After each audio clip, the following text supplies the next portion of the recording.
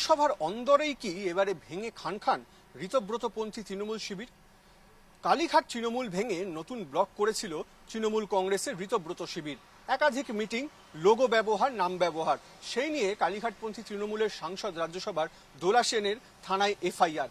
পরবর্তীকালে দেখা যায় এই ঋতব্রত শিবির গতকাল যখন বিধানসভাতে ওবিসি এবং গুন্ডা দমন দুটো বিল, সেই বিল পেশের সময় যে ভোটাভুটি হয়, সেই ভোটাভুটিতে প্রথমবার তারা অংশ নিলেন না, ওয়াকআউট করলেন।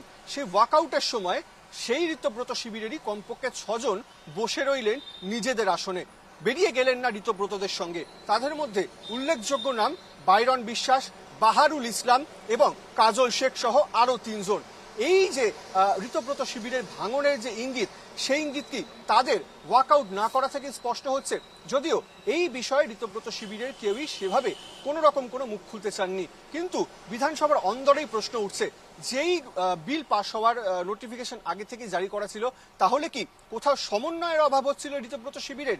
তাহলে ঋতব্রত শিবিরের যে প্ল্যান বা হুইপ, সেটা কি সমস্ত এমএলএদের কাছে ঠিকঠাকভাবে পৌঁছচ্ছে না? তার কারণেই কি ভুল বোঝাবুঝি? যদি ভুল বোঝাবুঝি হয়ে থাকে, যেই সময়টা অধিবেশন কক্ষে স্পিকার দরজা বন্ধ করে দিতে বলে দিল ভোটাভুটির সময়, এবং পরবর্তীকালে যখন দরজা খোলা হলো, সেই সময়তেও কিন্তু বাইরন বিশ্বাস, বাহারুল ইসলাম, কাজল শেখ তারা বসে রইলেন নিজেদের আসনে, তারা কিন্তু বেরিয়ে গেলেন না। সেই পরিপ্রেক্ষিতেই এবারে প্রশ্ন উঠছে, শুধুই কি ভুল বোঝাবুঝি, শুধুই কি কমিউনিকেশন গ্যাপ, নাকি এবারে ঋতব্রত শিবিরেও কালীঘাট শিবিরের মতো ভাঙনের যে ইঙ্গিত, সেই ইঙ্গিত চওড়া হচ্ছে? প্রশ্নটা কিন্তু থেকেই যাচ্ছে। ক্যামেরায় শানু ঘোষের সঙ্গে শঙ্করদীপ মুখোপাধ্যায়, নিউজ লাইভ বাংলা, কলকাতা।